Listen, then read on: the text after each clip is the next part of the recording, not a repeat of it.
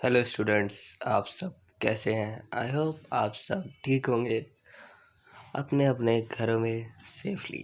ठीक है, तो लास्ट टाइम हमने करा था यूनिट 4। ठीक है, आज हम उसी को कंटिन्यू करने जा रहे हैं प्राइमरी स्ट्रक्चर से। लास्ट टाइम हमने प्रोटीन स्ट्रक्चर करा था, आज हम प्राइमरी स्ट्रक्चर करेंगे जो कि प्रोटीन के अंदर में आते हैं। डिस्क्राइब करते हैं अलग अलग लेवल्स में प्राइमरी, सेकेंडरी, टर्शियरी, क्वाaternary स्ट्रक्चर्स। आज के लेक्चर में हम ये देखने वाले हैं। ठीक है, ये था प्रोटीन का स्ट्रक्चर, इस जो भी हमने कल के पार्ट में करा था। ठीक है, अब बढ़ते हैं प्राइमरी स्ट्रक्चर की तरफ।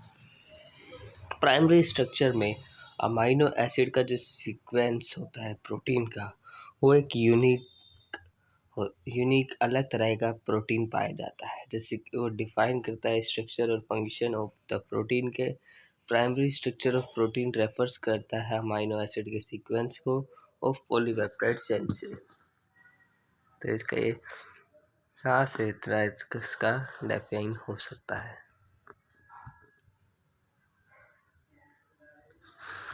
ठीक है, primary structure of protein refer करता है अमाइनो एसिड का जो भी सीक्वेंस होता है, पॉलीपेप्टाइड चेन जो भी उसमें बनती है अमाइनो एसिड में, ये होता है amino acid.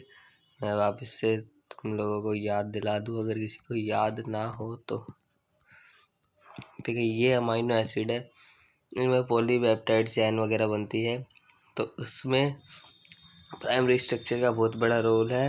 It held together by covalent peptide bonds, ये साथ में होता है bye peptide bonds which are formed during the formation of protein biosynthesis और ट्रांसलेशन।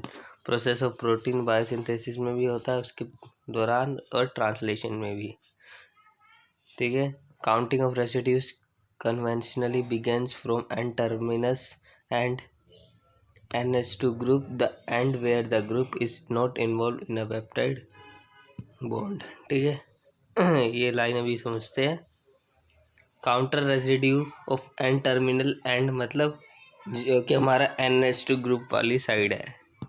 ठीक है, ये वाली अमाइनो साइड है जहाँ पर and where amino group involve नहीं करता पेप्टाइड ग्रुप में, ये वाला करता है। CWS दूसरे NH2 के साथ इन्वॉल्व रहता है, ये नहीं रहता।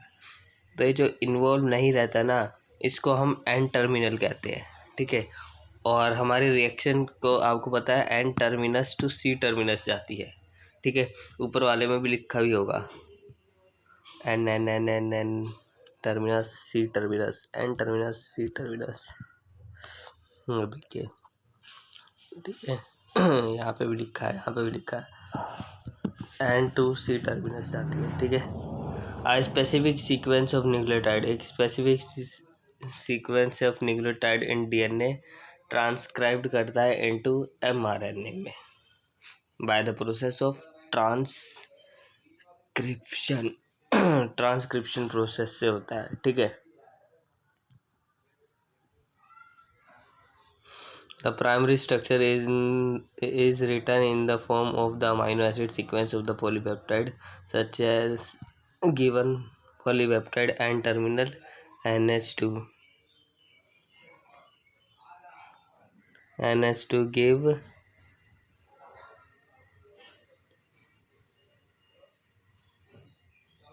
QST COH, N2C होता है, NH2 का N और C का ये N2C, which is read by ribosome with a process called translation। Transcription के बाद ट्रांसलेशन होता है जिसमें प्रोटीन का सिंथेसिस हो जाता है। The sequence of a protein determined by the method, chemical method like Edman degradation और लैंड में tandem mass spectrometry technique. However, the primary sequence can be read directly as the sequence of the gene using gene code। Post translational modification, post translation modification मतलब कि translation के बाद such as disulphide bond formation होता है, phosphorylation, translation are usually consider करते हैं part of the primary structure and can not be read, इनको read नहीं करा जा सकता from gene as they occur after translation is completed, अगर जब तक ट्रांसलेशन कंप्लीट ना जाए तब तक।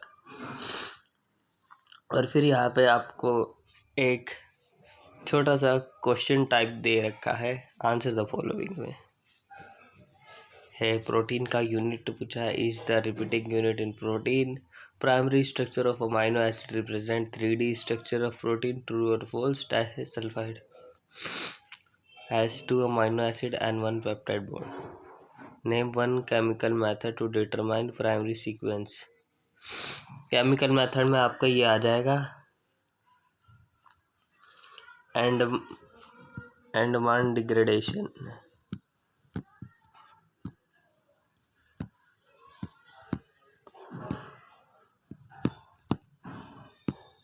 एंडमान डिग्रेडेशन। इसके बाद में सेकेंडरी स्ट्रक्चर की तरफ में बढ़ेंगे। सेकेंडरी स्ट्रक्चर रेफर करता है हाईली रेगुलर लोकल सब unit. The two main types of secondary structure protein में ऑब्जर्व करे गए, अल्फा हेलिक्स है एक और एक बीटा सीट है।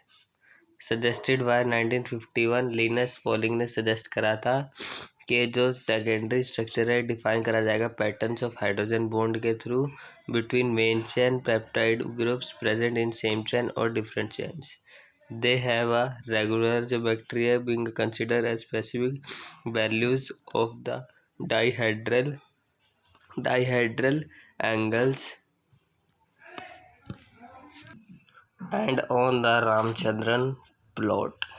ठीक है, रामचंद्र प्लॉट सबने देखा होगा, मतलब जगह नहीं है यार, वो डायमेट्रिकल अरेंजमेंट है, एक रामचंद्र नाम का साइंटिस्ट था उसने दी। ठीक है,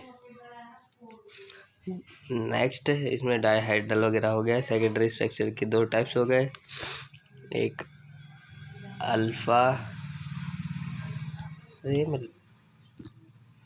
एक सेकेंड अल्फा हेलिक्स और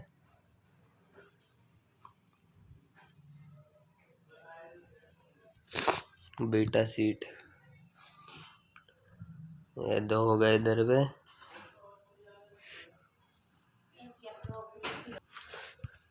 तो ये दोनों हो गया alpha helix and beta sheet. दोनों अल्फा हेलिक्स और बीटा सीट रिप्रेजेंट करते हैं सैचुरेटिंग वे को, हाइड्रोजन बॉन्ड डोनर और एक्सेप्टर को इन द पेप्टाइड बैकबोन में। Some parts of protein are ordered but not form their regular structure. कुछ protein के पार्ट्स मंगाए जाते हैं पर वो रेगुलर स्ट्रक्चर फॉर्म नहीं कर पाते। They should not confused with random coil unfold polypeptide chain lacking any fixed 3D structure. Several sequential secondary structures में है सुपर सेकेंडरी यूनिट। ठीक है, इसमें यहाँ पे 3D की बात इस वाले में करी गई है, सेकंड वाले में। ठीक है, तो प्राइमरी में नहीं होगी। अब इसके बाद में अल्फा हेलिक्स का मोस्ट कॉमन दे रखा है, सेकेंडरी फाउंड में पाया जाता है। राइट हैंडेड स्ट्रक्चर 100% टर्न है इसमें। और ये सारा ट्रांसलेशन वगैरह का यूनिट दे रखा है कितना क्या होता है, इसमें इतना कुछ खास नहीं है। हेलिक्स डिस्ट्रीब्यूटर का डिफाइन दे रखा है कि प्रोलीन एब्सेंट होता है, एच बॉन्ड डोनर होता है because of immuno group and can not form H bond and its helper direction. Beta sheet दे रखी है, बीटा सीट के बारे में दे रखा है थोड़ा बहुत, ये थोड़ा बहुत रीड करने का ज़रूरत है और बाकी कुछ खास नहीं है। ये स्ट्रक्चर्स दे रखे हैं, इतना कुछ पूछता नहीं है। सी टर्मिनस एन टर्मिनस याद रखना कि क्या किसमें कब हो रहा है। और secondary structure of protein are maintain not maintain by hydrogen structure, ये बताना है। Alpha helix is most common and stable of the polypeptide, होता है या नहीं होता है ये बताना है। इसका आंसर इधर पे मिल जाएगा, अभी अभी हमने देखा।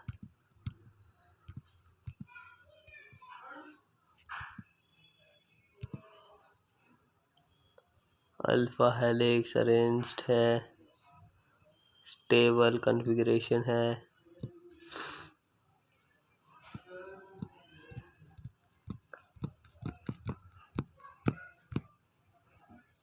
Alpha helix stable most common तो हो सकता है किसी ना किसी केस में। टर्सरी में अपना 3D डायमेंशन पूरी तरह से आ जाएगा। प्राइमरी सीक्वेंस में अमाइनो एसिड फोल्ड करता था। सेकेंडरी में all secondary structure elements helicase sheets turns coils में come together through the various non covalent interaction and get folded into tertiary. मतलब पहले प्राइमरी में हुआ, फिर सेकेंडरी में हुआ, फिर सारे सेकेंडरी स्ट्रक्चर से होते होते हेलिकेज सीड में बना, टर्न्स में बना, कोइल से बना, फिर धीरे धीरे उनका नॉन कोवेलेंट इंटरेक्शन हुआ, फिर वो फोल्ड हो गए टर्सरी स्ट्रक्चर में। तो ये जो स्ट्रक्चर फंक्शनली एक्टिव है इसको हम कॉम्पैक्ट ग्लोबुलर कहेंगे इन नेचर में। The folding of secondary structure into tertiary इसको हम हाइड्रोफोबिक इंटरेक्शन कहेंगे। But the structure is stable, पर स्ट्रक्चर स्टेबल है only when the part of protein domain section of protein that and exist independently and sufficient perform functions. Logged specific tertiary interactions such as salt bridges, hydrogen bonds, tight packaging of side chains and disulfide bonds में ये सब आपको देखने के लिए मिलता है। क्या देखने के लिए मिलता है? स्ट्रक्चर का स्टेबलाइजेशन ऑफ टर्सरी स्ट्रक्चर का स्टेबलाइजेशन आपको देखने के लिए मिलता है सोल्ट ब्रिजेस में। सोल्ट ब्रिजेस आपका क्लास 12 का टॉपिक था, उसके अंदर था यहाँ से ऐसे ही सोल्ट ब्रिजेस होता है, दोनों बीकर में जाता है, ठीक है, इसको सोल्ट ब्रिज कहते हैं, ठीक है। सोल्ट ब्रिजेस में देखने के लिए मिलता है। हाइड्रोजन बॉन्डिंग में, हाइड्रोजन बॉन्डिंग भी आया था अभी आपका कि कैसे क्या होता है। H2O हाइड्रोजन बॉन्डिंग कर रहा है ये भी O के साथ, तो ये ठीक है। Tight packaging of side chain और डाइसल्फाइड बॉन्ड। और इधर पे आगे ये टर्सरी स्ट्रक्चर ऑफ प्रोटीन, ठीक है। और डाइसल्फाइड बॉन्ड में आपका एंटीबॉडी आ जाएगा जो बायोलॉजी का टॉपिक है, ठीक है। ये इधर पे इसके बीच बीच में डाइसल्फाइड बॉन्ड होता है, ठीक है। एंटीबॉडी मॉलिक्यूल आ जाएगा। इसका डायग्राम प्रॉपरली अगर देखें तो इधर से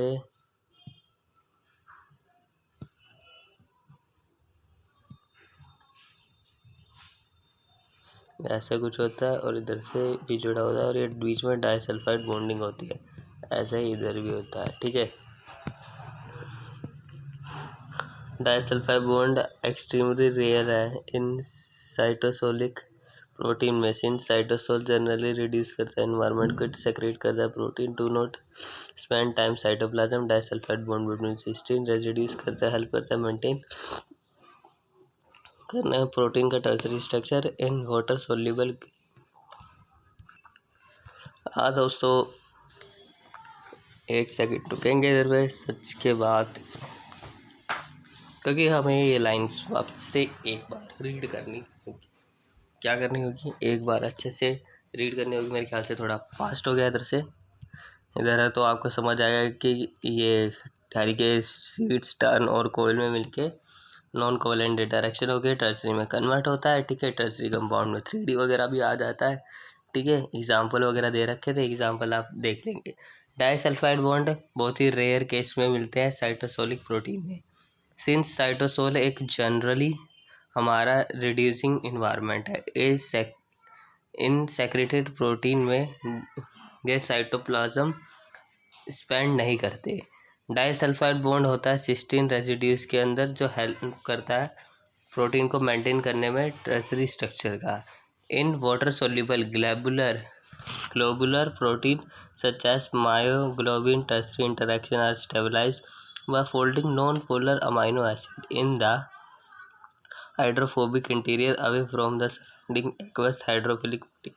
हाइड्रोफोबिक और हाइड्रोफिलिक सबको पता है। Hydrophobic water repelling, hydrophilic water attracting, ठीक है, ये दोनों सबको पता है। तो टर्सरी स्ट्रक्चर हमारा स्टेबलाइज्ड है, फोल्डिंग करता है नॉन पोलर अमाइनो एसिड में, हाइड्रोफोबिक में, और फ्रॉम एक्वस सराउंडिंग से हाइड्रोफिलिक मीडियम में। The protein aqueous surface enriched और by charged by hydrophilic residues. A variety of common stable tertiary structure appear करता है लार्ज नंबर ऑफ प्रोटीन में unrelated in both function and evolution. Example में बहुत से protein shaped है TIM barrel named after enzyme ट्रायोसफॉस्फेट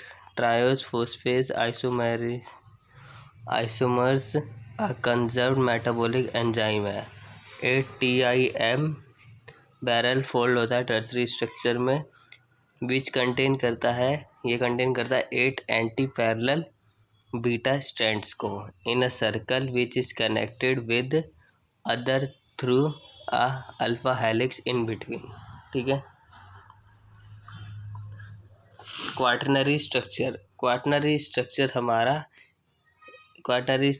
tertiary structure के बाद में आता है, जो कि हमारा प्रोटीन स्ट्रक्चर का लास्ट पार्ट होने वाला है, जिसमें मल्टीपल फोल्डेड प्रोटीन होते हैं, मल्टीपल सब यूनिट कॉम्प्लेक्स होते हैं। ये 4th level of complexity of protein structure है। Large protein molecular weight having 100 kd से ज़्यादा होता है, कंसिस्ट करता है 2 या 2 से ज़्यादा polypeptide chains. Each polypeptide unit को हम सब यूनिट कहते हैं। ये जो सब यूनिट है ये आइडेंटिकल होती है और डिफरेंट होती है प्राइमरी स्ट्रक्चर में। द स्पाइटल अरेंजमेंट और एसोसिएशन ऑफ दिस सब यूनिट कंस्टिट्यूट करती है क्वाटरनरी स्ट्रक्चर को। Protein having more than one सब यूनिट, जिसके अंदर एक सब यूनिट से ज़्यादा होगी उसे हम ओलिगोमर्स कहेंगे, एंड आइडेंटिकल सब यूनिट को हम प्रोटोमर्स कहेंगे। इन मोस्ट ओलिगोमेरिक प्रोटीन में protomer sub units are symmetrically arrange multi sub unit पर protein perform diverse function.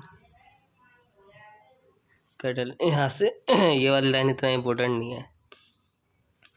Haemoglobin में देखिए DNA पॉलीमरेज और ionic channel are well example of multiple sub protein के with quaternary structure. DNA polymerase इस वजह से है, DNA पॉलीमरेज को पुलिस भी कहा जाता है। PCR टॉपिक में आता है ये मॉलिक्यूल्स वाले चैप्टर क्लास 12th में। ठीक है। इसमें भी बहुत सारा सब यूनिट पाया गया प्रोटीन का, मल्टीपल, एक से ज़्यादा, ओलिगो पोली सब से ज़्यादा पाया गया इसमें। ये आपको क्वाटरनरी स्ट्रक्चर दे रखा है हीमोग्लोबिन स्ट्रक्चर का। यहाँ पे ये आपको नीचे में जो ये यहाँ पे दे रखा है इसको आयरन हेमी से डिनोट करा गया और इसको अल्फा चैन हीमोग्लोबिन से और ऊपर वाले को बीटा चैन से। ऐसे ही आपको प्राइमरी का स्ट्रक्चर दे रखा है। प्राइमरी में सिंपल एक चैन बना होता है ऐसे, और इसमें जो जुड़े होते हैं साथ में इसको अमाइनो एसिड्स कहते हैं। फिर सेकेंडरी में जो अमाइनो एसिड होते हैं डिवाइड करते हैं दो में, एक अल्फा हेलिक्स में, हेलिक्स मतलब DNA की तरह होता है, और एक प्लेटेड सीट में, बीटा सीट में। ठीक है। फिर ये दोनों हमारा क्या कहते हैं आगे बढ़ के दोनों जुड़ के हमारा टर्सरी प्रोटीन बनाता है, जिसमें हेलिक्स भी होता है और प्लेट भी होता है। ठीक है। प्लेटेड सीट और हेलिक्स दोनों होता है। फिर क्वाटरनरी में दोनों पूरी तरह से मिक्स हो जाते हैं और एक स्ट्रक्चर फॉर्म करते हैं, जिसको हम क्वाटरनरी प्रोटीन स्ट्रक्चर कहते हैं। तो आप डायग्राम से बहुत ही आसानी से इसको समझ सकते हैं। Protein architecture stages of protein folding. ठीक है। ये डायग्राम से आप बहुत ही ईजिली से समझ जाएंगे, अगर पैराग्राफ से नहीं समझ पा रहे कि चारों में क्या क्या फ़र्क हुआ है। बाकी आप रीड तो थोड़ा बहुत करना पड़ेगा, कि पीछे बहुत सारी डेफिनेशंस ऐसी है कि रीड करना मैंडेटरी हो जाता है। ठीक है। और इस पर मैं मेंशन कर देता हूँ, एक सेकेंड। इसको हम बीटा कहते हैं और इस वाले को अल्फ़ा। ये बीटा हो गया, ये अल्फ़ा तो लिखा ही है, और ये अल्फ़ा बीटा। ठीक है। ये अल्फ़ा, ये बीटा, कुछ ही मान लो दोनों तरह पूरी तरह से मिक्स हो चुका है। ठीक है। तो ये दे रखा था प्रोटीन स्ट्रक्चर का सारे types, primary, secondary, tertiary, quaternary. ठीक है। और अगर इसके बाद भी कुछ होता तो वो पूरी तरह से दोनों डिजोल्व हो जाते, पता ही नहीं लगता कि कौन सा क्या है। ठीक है, इस वजह से 4 स्टेजेस में अब तक। सिंपल, कंजुगेटेड और डेराइव्ड प्रोटीन क्या होते हैं वो सब लिखा है। प्रोटीन ऑफन करते हैं bound to ligand such as cofactor और कोएंजाइम और to other macromolecules on the basis of composition. Protein 3 categories में डिवाइड करा गया इसको भी। ठीक है, हमें पढ़ना है सिंपल प्रोटीन। सिंपल प्रोटीन क्या होता है? जो कि सिंपल होता है, जो बने होते हैं अमाइनो एसिड से ज्वाइन करते हैं पेप्टाइड बॉन्ड्स के थ्रू। ठीक है, on the treatment with acid protein hydrolyse. जब एसिड के साथ हम प्रोटीन का ट्रीटमेंट करते हैं तो वो हाइड्रोलाइज करते हैं liberate constituent amino acid. This protein divide करते हैं on the basis of solubility. Pancreatic ribo nucleus A RNase 1 is an example of simple protein कहा जाएगा। अगर कोई सिंपल प्रोटीन का एग्जाम्पल पूछे तो आप राइबो न्यूक्लियस ए लिख सकते हो। ठीक है, अगर वो एग्जाम्पल पूछे तो। फिर इसके बाद में हम कॉन्जुगेट प्रोटीन पढ़ते हैं। ये प्रोटीन परमानेंटली एसोसिएट होते हैं केमिकल कंपोनेंट्स के साथ साथ। दिस केमिकल कंपोनेंट्स और नॉन प्रोटीन सब्सटेंसेस कंजुगेट करते हैं सिंपल प्रोटीन के साथ are called prosthetic group. Prosthetic group में भी आइदर मेटल हो सकता है और कंपाउंड हो सकता है। Prosthetic group protein without prosthetic group apoprotein कहा जाता है, जो प्रोस्थेटिक ग्रुप के बिना प्रेजेंट रहते हैं। ठीक है, प्रोटीन मॉलिक्यूल कंबाइन करते हैं प्रोस्थेटिक ग्रुप के साथ, उन्हें हेलो प्रोटीन कहा जाता है। होलो प्रोटीन जो बिना प्रोस्थेटिक ग्रुप के होते हैं प्रोटीन, उन्हें एपोप्रोटीन कहा जाता है, और जो प्रोस्थेटिक ग्रुप के साथ होते हैं उन्हें होलो प्रोटीन कहा जाता है। Conjugated protein are several divided into category on the basis of chemical nature. Prosthetic group metalloprotein, glycoprotein, phosphoprotein, lipoprotein, nucleoprotein. Enzyme perform their biological activity with the help of prosthetic groups. तो हम enzymes के बारे में properly पढ़ेंगे। Enzymes की series, enzyme की lecture series में पढ़ेंगे। ठीक है, यहाँ पे मैं लिख देता हूँ, एंजाइम की लेक्चर सीरीज जब भी स्टार्ट होगी तब हम पढ़ेंगे। और बात करते हैं molecules of life. Molecules of life की सीरीज अभी तो चल रही है। हमने सोचा था कि सेल बायोलॉजी स्टार्ट होगी, बट सेल बायोलॉजी में भी थोड़ा सा भी वीडियो रिकॉर्डिंग का एरर है, उसको हम सॉल्व करेंगे एंड आपके लिए हम लेके आएंगे सेल बायोलॉजी भी साथ में। थोड़ा सा डिले हो गया, हमें पता है कि 6 से स्टार्ट होना था और आज का डेट बहुत ज़्यादा हो गया है। ठीक है, तो हम कोशिश करेंगे कि हम उसे लेके आएंगे बहुत ही जल्द। इसी मंथ आएगी सेल बायोलॉजी की भी सीरीज़, ताकि बच्चे अपना कवर अप कर सके सेल बायोलॉजी के भी टॉपिक्स, क्योंकि बहुत से बच्चों की सेल बायोलॉजी में ही मार्क्स कम आते हैं। ठीक है, तो ये हटा दे, एंजाइम तो लिख देता है इधर, क्योंकि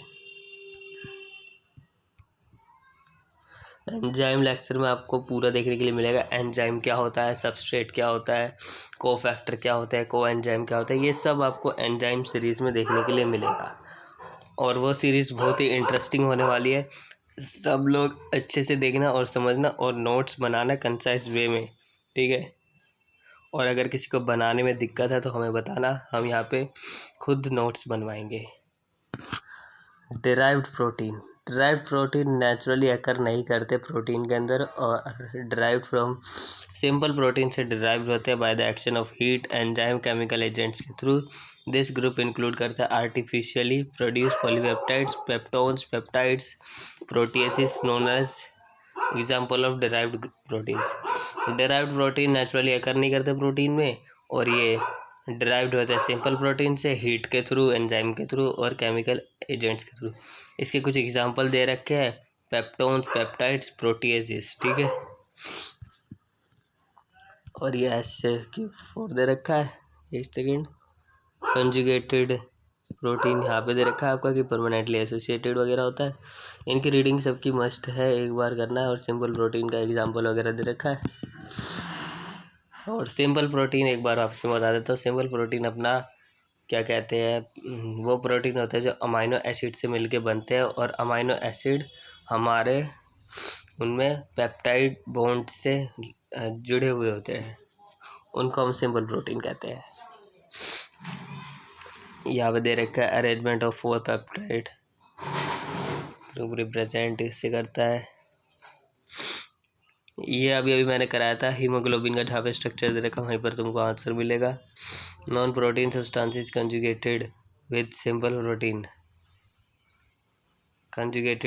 प्रोटीन आर कॉल्ड एज, ये कंजुगेट वाले में मिलेगा, देखो दिखाता हूँ। Non protein substances prosthetic group होगा इसका आंसर, ठीक है। Prosthetic group. Which term of protein refer arrangement of different multi protein complex, ये भी उसमें मिलेगा आपको कंजुगेट के साइड में। और इसमें बताया गया है 3 dimensional shape of protein. Identify the term protein structure refer of the, ये सेकेंडरी से स्टार्ट हुआ था शायद। और ये यहाँ पे हमारा चैप्टर ख़त्म हो चुका है, ठीक है। ये देखो लास्ट वाले का दे रखा है को टर्सरी स्ट्रक्चर में देखने के लिए मिला था, उसका प्रोस्टैटिक है, ठीक है। अगर किसी को आंसर्स क्लियर ना हो तो यहाँ से टैली कर सकता है। तो इतना ही था हमारा ये चैप्टर। बाकी समरी दे रखा है, समरी में इतना कुछ खास नहीं है, बस मेन पॉइंट्स दे रखे हैं। तो हमारा आज पूरा का पूरा ब्लॉक 1 कंप्लीट हो गया है, ठीक है। और ये खाली सीट में जब से ढूंढ रहा था, जब नहीं मिली मेरे को पूरे PDF में, तो हमारा ब्लॉक 1 कंप्लीट हो गया है, ठीक है। ब्लॉक 1 कंप्लीट हो गया है। तो कल से हम ब्लॉक 2 स्टार्ट करेंगे, कल के आने वाले लेक्चर में। कल वो कभी भी हो सकता है। तो ब्लॉक 1 हमारा कंप्लीट हो गया है। जाके इसके नोट्स बनाएं, और क्या कहते हैं, इनका Q&A सीरीज़ भी आपको देखने के लिए मिलेगा। क्या पता कल के लेक्चर में Q&A हो जाए तो सरप्राइज़ रहेगा। तो फटाफट से आना वीडियो के अंदर, मतलब क्या कहते हैं, लेक्चर अटेंड करने। अगला हमारा कार्बोहाइड्रेट टॉपिक होने वाला है। ये तीनों टॉपिक बहुत ही स्पीड में जाएंगे। फर्स्ट आपका बेस बना था, बेस बन चुका है, बस इसको एनालाइज करने की देरी है एग्ज़ाम के अंदर। तो मॉक सीरीज़ भी आएगी बहुत जल्द। तो फटाफट से, आप वीडियो में नए थे तो आपने लाइक तो कर दिया होगा, तो चैनल को सब्सक्राइब करके नोटिफिकेशन ऑन कर लेना, क्योंकि नेक्स्ट ब्लॉग आएगा तो उसकी नोटिफिकेशन आप तक पहुंच जानी चाहिए, ठीक है। तो मिलते हैं नेक्स्ट लेक्चर में, तो तक के लिए बाय बाय।